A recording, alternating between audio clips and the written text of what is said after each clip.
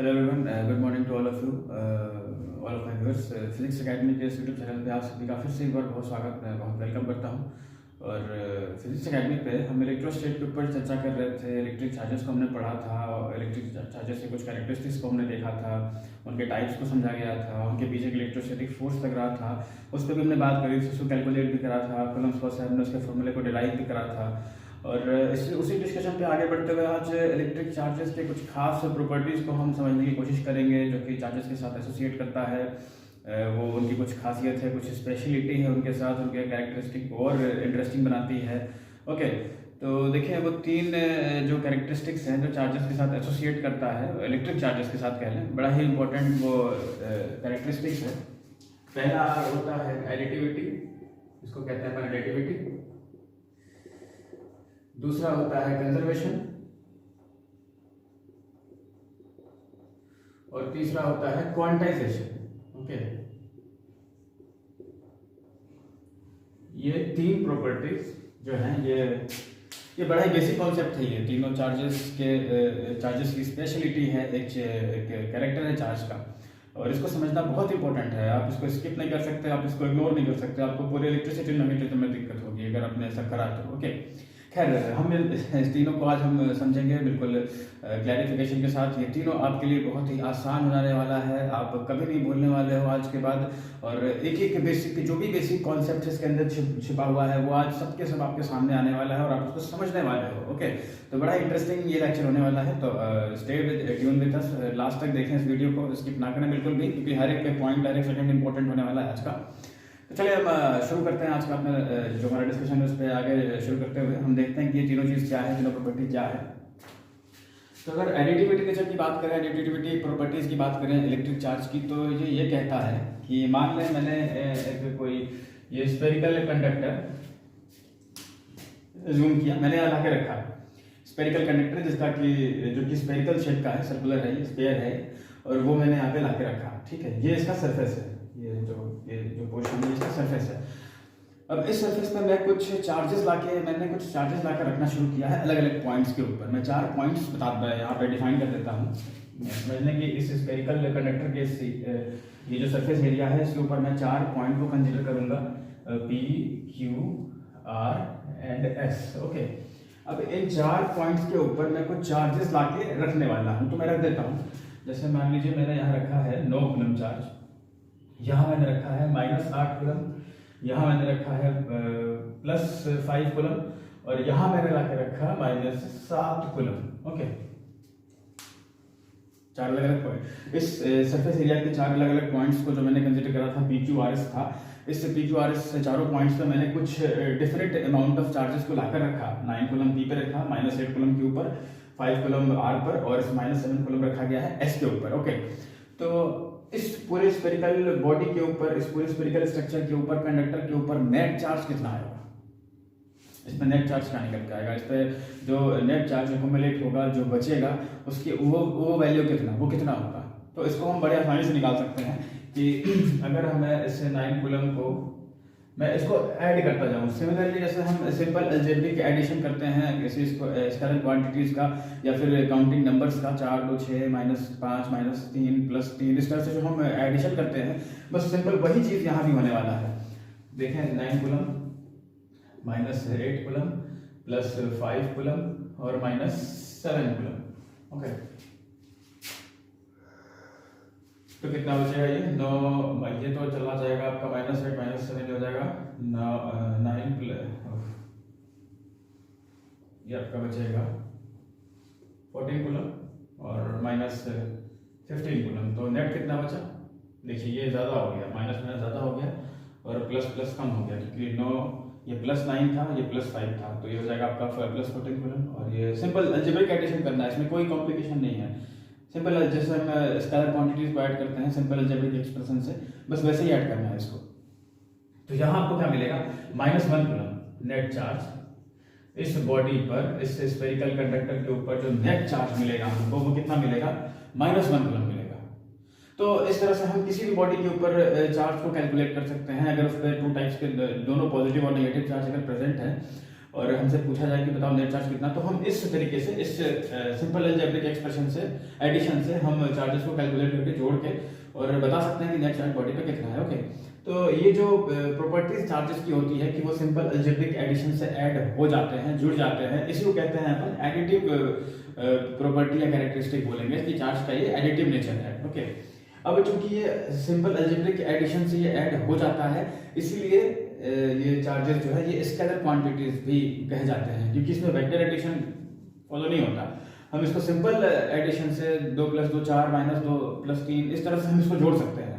Okay, तो इसमें simple algebraic addition का जो फॉर्मूला है वो यहाँ पे अप्लाई होता है, इसीलिए चार्जेस क्या है, स्केलर क्वांटिटी है। अगर ये वेक्टर होता तो फिर अपन इसको सिंपल अलजेब्रिक एडिशन से नहीं जोड़ पाते, हमको यहाँ पे वेक्टर एडिशन को लगाना पड़ता है। ओके, तो यही प्रॉपर्टीज, इसी को अपन कहते हैं एडिटिविटी नेचर ऑफ चार्ज या additivity properties of charges. Okay, अब सेकंड है कंजर्वेशन ऑफ चार्ज। ये कंजर्वेशन ऑफ चार्ज क्या होता है, तो कंजर्वेशन का मतलब क्या होता है, कंजर्वेशन वर्ड क्या है, ये कहता क्या है। देखिए, कंजर्वेशन का मतलब ये है कि जैसे कि कोई भी चीज हम कंज्यूम कर लें, जैसे कि एनर्जी है, हमारे यूनिवर्स में जितनी जो भी मैग्नीट्यूड, जो भी अमाउंट ऑफ एनर्जी नेचर ने हमको दिया है, इस यूनिवर्स को दिया है, वो अमाउंट हम कह सकते हैं कि वो अमाउंट, वो मैग्नीट्यूड कंजर्व्ड है।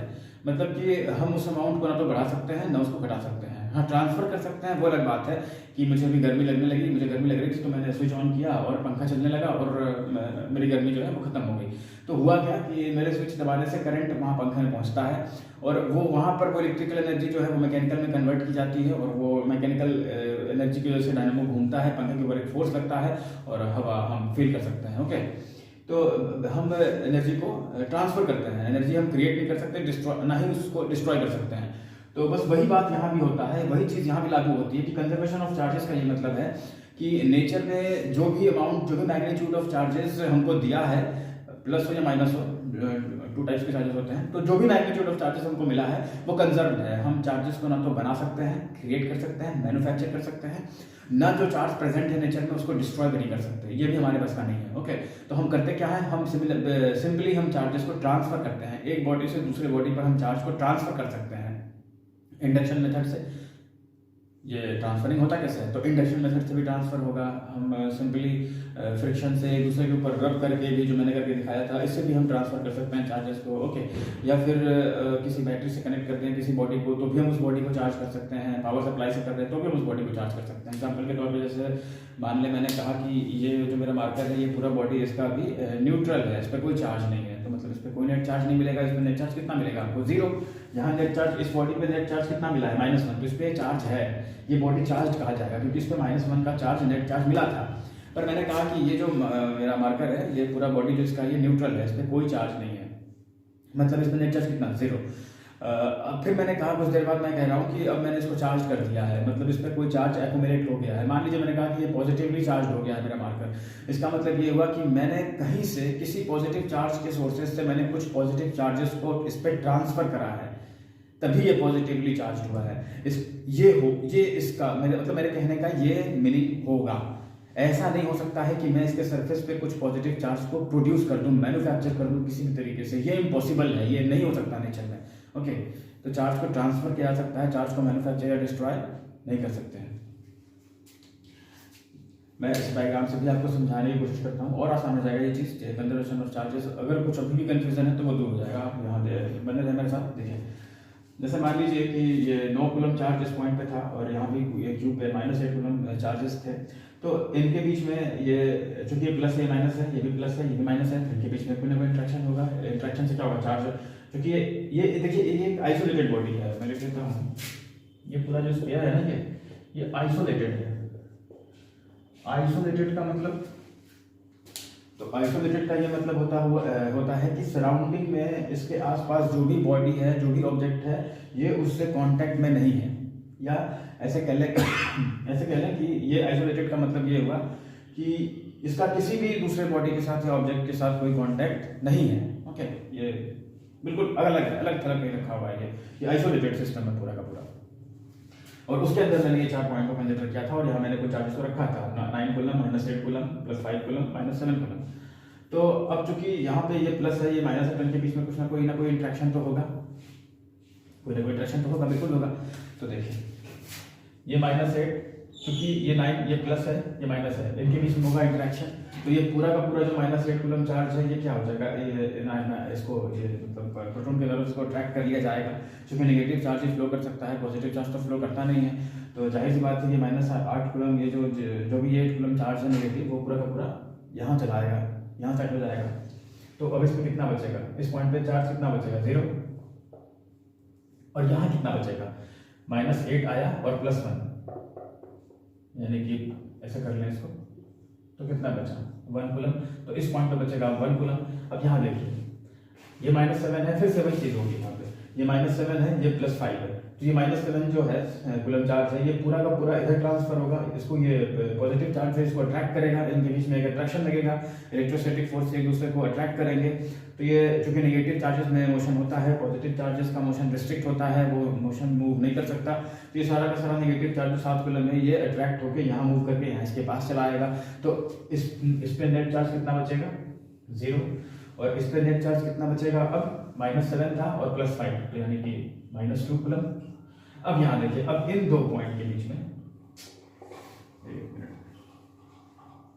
तो अब देखिए -2 कूलम, अब इन दोनों के बीच में भी तो अट्रैक्शन होगा, ये प्लस है ये माइनस है, तो यहाँ भी अट्रैक्शन होगा, और अट्रैक्शन की वजह से क्या होगा, ये -2 कूलम उठ के यहाँ चला आएगा। तो +1 और -2 यहाँ कितना बच जाएगा,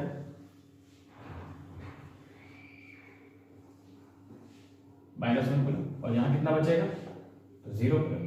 तो नेट चार्ज फिर भी कितना बचा -1 कूलम, और कितना है -1 कूलम। तो यही है कि कंजर्व है, एक पॉइंट से दूसरे पॉइंट पे ट्रांसफर हो सकता है, पर ये डिस्ट्रॉय या फिर प्रोड्यूस नहीं हो सकता। इसी चीज को अपन कहते हैं कंजर्वेशन ऑफ चार्ज, कि चार्ज हमारा कंजर्व है। ओके, वो तो मेरे आपको ये बातें समझ में आई होंगी। नेक्स्ट चलते हैं, जो तीसरा टॉपिक है अपना वो है quantization of charge. Okay, quantization of charge ये भी बहुत ही आसान चीज है क्वांटाइजेशन ऑफ चार्ज, लेकिन ये अक्सर बच्चों को परेशान करता है। ये क्वांटाइजेशन ऑफ चार्ज जो है ये स्टूडेंट्स को कंफ्यूज कर देता है कि क्वांटाइजेशन ऑफ चार्ज है क्या है। ये बहुत आसान चीज लेकिन बहुत इंपॉर्टेंट कॉन्सेप्ट है और बहुत बेसिक बात है। ओके देखो, जैसे मान लीजिए कि मैंने फिर से मैं इन चारों पॉइंट्स पे कुछ चार्जेस को लाकर रखूंगा। मैंने यहाँ पे रखा है 5 कूलम, यहाँ रखा है -3 कूलम, यहाँ रखा है 2 कूलम, और यहाँ मैंने रखा है 6 कूलम। ये चार्जेस मैंने लाके अलग अलग पॉइंट्स पे रखे। अच्छा, कूलम है ये 3 कूलम है, -3 कूलम है, ये 5 कूलम है, ये 2 कूलम है, ये 6 कूलम है। हाँ, तो मैंने आपको एक बात बताई थी शुरू के लेक्चर में, मैंने आपको बताया था कि चार्जेस का, इलेक्ट्रिक चार्जेस का जो सबसे मिनिमम अमाउंट इस नेचर में हमको मिलता है, जो हमको मिलने वाला है या हमको मिलेगा, सबसे स्मॉलेस्ट जो मैग्नीट्यूड, सबसे छोटा अमाउंट चार्ज का, वो होता है 1.602 इंटू 10⁻⁻19 कूलम। ओके, ये मैंने आपको बताया था पहले कि मतलब इस नेचर में चार्जेस जितने भी, जो भी चार्जेस मतलब जो भी मैग्नीट्यूड ऑफ चार्जेस किसी भी बॉडी पे, जितने भी चार्जेस अगर प्रेजेंट हैं, या टोटल चार्ज आप कर लें कि जितने भी चार्जेस इस यूनिवर्स में, इस पूरे नेचर में हमको दिया है, तो ये उसका सबसे छोटा अमाउंट है। अब इससे छोटा हम चार्जेस को नहीं तोड़ सकते हैं, और ज़्यादा इसको डिस्क्रीट वैल्यू इसकी नहीं मिल सकती। ये सबसे स्मॉलेस्ट वैल्यू है, जो कहाँ होती है, एक इलेक्ट्रॉन या एक प्रोटॉन के ऊपर। मतलब कि कोई एक सिंगल इंडिविजुअल इलेक्ट्रॉन या इंडिविजुअल प्रोटॉन अपने साथ इस अमाउंट ऑफ चार्ज को कैरी करता है। ओके, मैंने ये एक्सप्लेन करा था, और मैंने ये भी कहा था कि अगर किसी पार्टिकल को, या फिर हमारे आसपास जो भी मैटर या पार्टिकल है, अगर उसको हम तोड़ें, सबसे छोटे पार्ट में तोड़ने की कोशिश करें, तो हमको इलेक्ट्रॉन, प्रोटॉन और न्यूट्रॉन मिलता है। अब उससे भी स्मॉलेस्ट पार्टिकल को और छोटा, उससे भी छोटा हम नहीं कर सकते हैं, हम नहीं तोड़ सकते हैं। यानी कि मतलब कहने का मतलब ये है कि अगर हम किसी मैटर को तोड़ना शुरू करें तो वो क्या मिलेगा, आइटम मिलेगा। उस आइटम को अगर हम तोड़ने जाएंगे तो क्या मिलेगा, प्रोटॉन, इलेक्ट्रॉन और न्यूट्रॉन मिलेगा। अब फर्दर उस प्रोटॉन और इलेक्ट्रॉन को हम नहीं तोड़ सकते, ओके, और उसके भी पार्ट्स नहीं किए जा सकते हैं। यानी कि न्यूट्रॉन पार्टिकल और प्रोटॉन, इलेक्ट्रॉन और न्यूट्रॉन वो पार्टिकल्स हैं जो फर्दर और ज़्यादा उसके पार्ट्स इम्पॉसिबल है, वो नहीं हो सकता। ओके, तो देखिए ये जो अमाउंट है ये चार्ज का सबसे मिनिमम अमाउंट ऑफ चार्जेस है, ये सॉरी मैग्नीट्यूड है जो हमको नेचर में मिलता है। और ये कहाँ होता है, किसी एक इलेक्ट्रॉन या प्रोटॉन पर। मैं लिख देता हूँ प्लस माइनस, यानी कि प्रोटॉन हुआ तो भी या इलेक्ट्रॉन हो तो भी, इसलिए प्लस माइनस लगाया है। तो ई बराबर एक ही सिंगल ई के ऊपर, इंडिविजुअल एक ई के ऊपर ये चार्जेस होगा। ओके, तो क्वांटाइजेशन ऑफ चार्ज ये कहता है कि Q equals to N E. यहाँ पे Q क्या है, चार्जेस,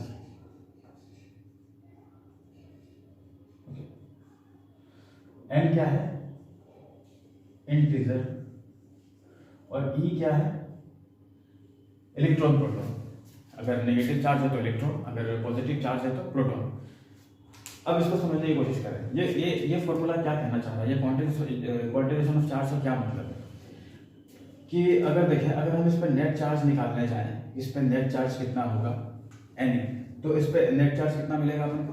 तो देखें ये 5 कूलम 2, तो 5 और 2 7, 7 और 6 13, और 13 माइनस 2, यानी कि नेट चार्ज अब हमको मिलने वाला है ये इस बॉडी के ऊपर 5 2 7 और 6 13 माइनस 2 11 प्लस 11 कूलम चार्ज हमको इस बॉडी के ऊपर जो नेट चार्ज मिलेगा वो प्लस 11 कूलम चार्ज मिलेगा। तो अब इस चीज को क्या पुट करते हैं अगर वैल्यू को, ये क्यों किस लिए था, चार्जेस के लिए था।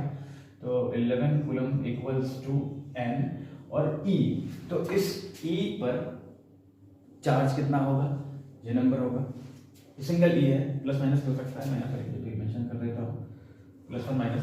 ओके, बेसिकली ये प्लस माइनस जो है यहाँ होगा, यहाँ मेंशन होगा, तो प्लस ही या, लेकिन जो ये चार्जेस का मिला है हमको, ये प्लस मिला है, तो ये प्लस ही होने वाला है, ये इलेक्ट्रॉन प्लस होगा। तो 11 सी बराबर हम क्या लिख सकते हैं, एन इंटू ई, और ई पे चार्ज कितना 1.602 into 10 to the power minus 19 coulomb. तो एन क्या है, ये एन क्या है, ये एन बराबर क्या मिलेगा, ये एन नंबर ऑफ प्रोटॉन्स या इलेक्ट्रॉन्स बताता है कि जो भी चार्जेस इस बॉडी के ऊपर प्रेजेंट थे, जो नेट चार्ज हमको मिला था 11 कूलम, ये इंटीजर मल्टीपल होगा ये इलेक्ट्रॉन या प्रोटॉन का, यानी कि इलेक्ट्रॉन या प्रोटॉन के ऊपर जो चार्जेस होते हैं 1.602 into 10 to the power minus 19 coulomb, ये उसका इंटीजर मल्टीपल होगा। इंटीजर मल्टीपल का मतलब ये n जो है ये 1 2 3 4 5 6 कोई नंबर, कोई पक्का नंबर होगा, ये फ्रैक्शन नहीं हो सकता। ओके, ये कभी भी फ्रैक्शन नहीं हो सकता, ये कंप्लीट कोई नंबर ही होगा, ये कोई इंटीजर ही होगा। तो इसी ये जो क्या कहते हैं उसको, ये जो कैरेक्टरिस्टिक, ये जो स्पेशलिटी है ना चार्जेस की, इसी को अपन कहते हैं क्वांटाइजेशन ऑफ चार्ज, कि चार्ज हमारा क्वांटाइज होता है। इसका मतलब कि कहने का ये मतलब हुआ कि किसी भी बॉडी पे जो भी नेट चार्ज हमको मिले वो किस फॉर्म में वहाँ प्रेजेंट होता है, वो इस फॉर्म में प्रेजेंट होता है। अगर यहाँ पे 11 कूलम चार्ज था तो ये 11 कूलम चार्जेस जो हैं ये इस इलेक्ट्रॉन्स के ऊपर तो डिस्ट्रीब्यूट हुए होंगे, ये इलेक्ट्रॉन्स ही तो इनको कैरी करेगा। ओके, और वो इलेक्ट्रॉन एक सिंपल मतलब डिफरेंट नंबर में होगा, एक इलेक्ट्रॉन 2 इलेक्ट्रॉन 3, कुछ इंटीजर के फॉर्म में होगा, ये इंटीजर का मल्टीपल होगा। ओके, हम 1.2 इलेक्ट्रॉन नहीं बोल सकते, हम 3.4 इलेक्ट्रॉन नहीं बोल सकते, क्योंकि मैंने कहा भी था कि हम इलेक्ट्रॉन प्रोटॉन को और ज़्यादा उसके पार्ट नहीं कर सकते, हम और छोटे पार्टिकल्स में उसको नहीं तोड़ सकते, वो सबसे स्मॉलेस्ट पार्टिकल है इस नेचर का, या जिसको कि हम इलेक्ट्रॉन प्रोटॉन और न्यूट्रॉन कहते हैं। ओके, तो बिल्कुल यही बात है। और इसमें तो इस चीज़ को क्वांटिटेशन, अच्छा मैं एक एग्जांपल और करा देता हूँ। जैसे मान लीजिए, जैसे कि मान लें कि एक कोई और मैं बॉडी कंसिडर करता हूँ, ये कोई स्फेरिकल कंडक्टर है, और कहा गया कि इसके ऊपर इस पे जो नेट चार्ज है वो 2 कूलम है, या कह लें कि इस पे जो चार्ज है वो है 1.602 into 10 to the power minus 19 coulomb. ये चार्ज इस बॉडी के ऊपर प्रेजेंट है। ओके, तो हम ये पता लगा सकते हैं कि इसके ऊपर कितने इलेक्ट्रॉन हैं, क्योंकि ये माइनस है, प्लस होता तो प्रोटॉन के लिए होता, माइनस है तो इलेक्ट्रॉन के लिए होगा। तो हम क्वांटाइजेशन ऑफ चार्जेस का जो फॉर्मूला जो थ्योरी है ये Q equals to n plus E, हम इससे पता कर सकते हैं कि इसके ऊपर नंबर ऑफ इलेक्ट्रॉन्स कितने होंगे। कैसे पता करें,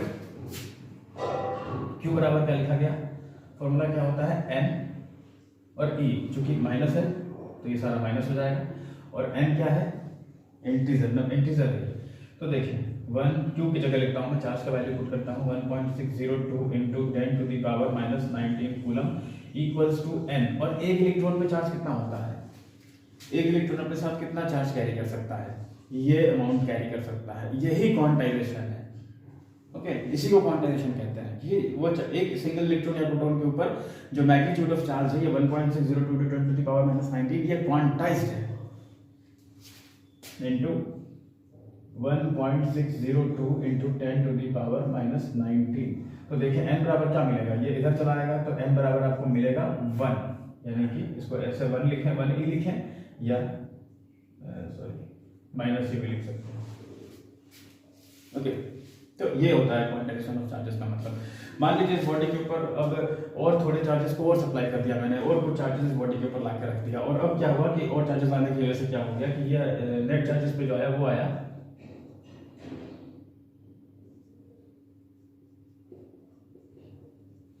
तो अब इसमें नंबर ऑफ इलेक्ट्रॉन्स कितने होने वाले हैं, कितना नंबर ऑफ इलेक्ट्रॉन्स इस पे ज्यादा है इस बॉडी के ऊपर, तो हम निकाल सकते हैं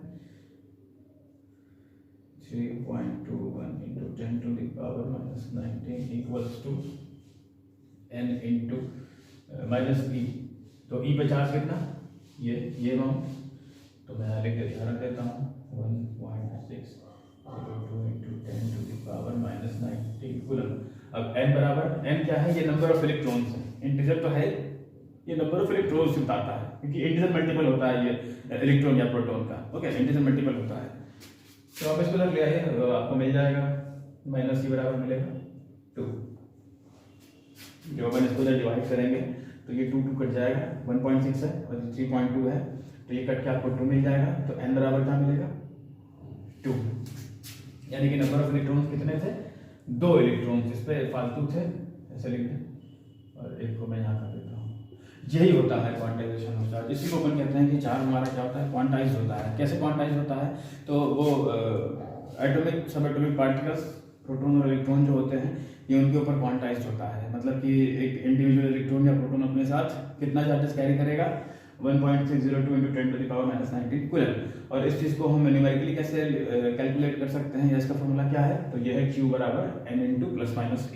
ओके, तो उम्मीद है मुझे आपने मेरी बातों को, मेरे लेक्चर को समझा है। और क्वांटाइजेशन ऑफ चार्ज, एडिटिविटी और कंजर्वेशन, ये तीनों प्रॉपर्टीज जो स्पेशलिटी चार्जेस की हैं ये अब आपके लिए आसान है और अब आप इसको क्लियर कर सकते हैं। ओके, तो चलें तब तक के लिए मैं फिर मतलब अपन नेक्स्ट वीडियो में मिलेंगे और फिर से मैं कोई एक कॉम्प्लिकेटेड टॉपिक लेके आऊँगा आपके लिए और अपन फिर उससे बात करेंगे। तब तक के लिए शुक्रिया।